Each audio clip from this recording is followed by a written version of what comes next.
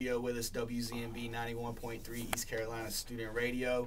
And you just heard a What song up? from Big Hop off his upcoming album. And so, Big Hop, What up? you talked a little bit about your mixtapes, a little bit, but man, I know you got a lot of them. Go in a little depth and talk about, your latest mixtape that just came out recently, and I know you got a lot of feels, man, and talk a little bit about your mixtapes. I guess if you want to do it chronologically, Man of the Minute was like my first, and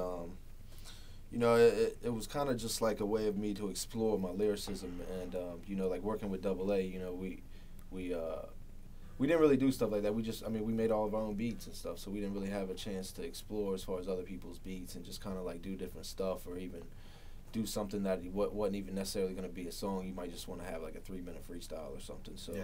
so anyway, so that was kind of that, and it was just like everything I'd done up until that point by myself. So I threw that out. After that, I did my own league, which was I guess 2006. That was it was kind of it was basically I just ganked a bunch of Ninth Wonder beats and I just rapped over 20 different Ninth Wonder beats, and actually it was really just more like Justice League beats, Hall of Justice. I just kind of just ripped their stuff just because I respected what they were doing in North Carolina. And, Ninth Wonder, man. And he's an extremely talented beat maker. So Me too. So yeah, Stretch. Me too. Yo, anyways, 2007 I guess was Empty Boxes. That was the first time I actually got to work with Stretch too. We had a track up there called Life Goes On. It was more like Man of the Minute as far as just having just a broader range of different beats, and it was like just had like just crazy feel to it, just as far as a good variety. After that, me and Trigger, we actually finally released something else. I guess '08.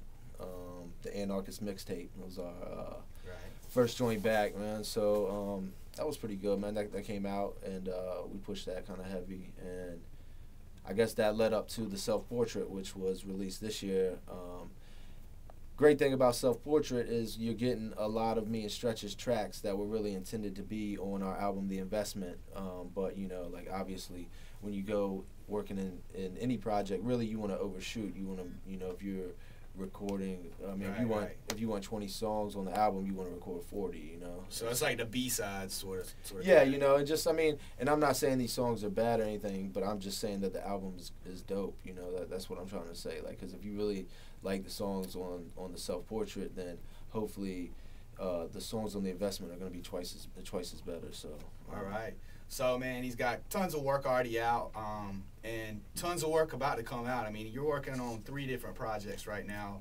You got the StretchknockS Investment album, and then also you got something with DJ FM out of Raleigh, and then X3M coming over from Serbia. Serbia, yeah. So spreading international, right? Yeah, man. Well, talk about the FM. Talk about the FM. Yeah, DJ project. FM, man. He's a drum and bass DJ. Drum and bass music isn't something that I've ever necessarily been, I guess, drawn to. I respect any music and any creativity artistically, but I got hooked up with DJ FM through a friend of mine, and he really just sent me this beat, and he was like, "Hey, do you think you can kick something over this?" And he was like, "It's a long shot if you can't, whatever. If not, whatever." He was like. I just kind of put some compilations and samplers out. He's pretty well connected in the industry, man. He's been doing his grind for a really long time. So it was a privilege for me to work with him really and do that first track. And the first track, like I said, it just came out naturally. I guess surprisingly for me because, like I said, I was just really.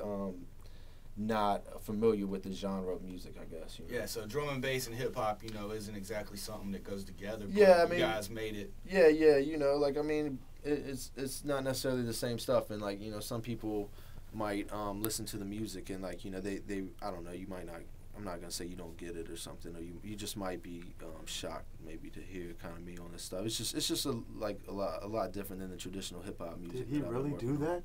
Right. So when are we gonna expect that one coming out? Man, that's coming out real soon. We it's already done. We're just kind of waiting on the printing and all that, and all the finalized things. But it's been mastered. That'll be out soon. We're probably actually giving out samplers this weekend and stuff at our show with Blunt Harvey. So So, you know, come out there and you'll actually get it. You might even get a free copy of it, you know, and it might be just the kind of test feel, you know, just to see how everybody's feeling out. You know, we might just give out like 50 copies. And, right on. You know, but, yeah, so that's me and DJ FM's project. It's called Influenced. Well, cool, man. We'll get right into one of the songs off that upcoming album, and I'll let you introduce that one, man. Yeah, man. This song is called Hello. It's my favorite song off the album. I've been performing it live for close to a year now, man. So I'm really happy to hear it in its final form. But yeah, once again, Big Hop and DJ FM Influenced the EP. It is coming out in the next couple weeks, man. This song's called Hello. Yeah, feeling that one, man. Word. That's what up. Not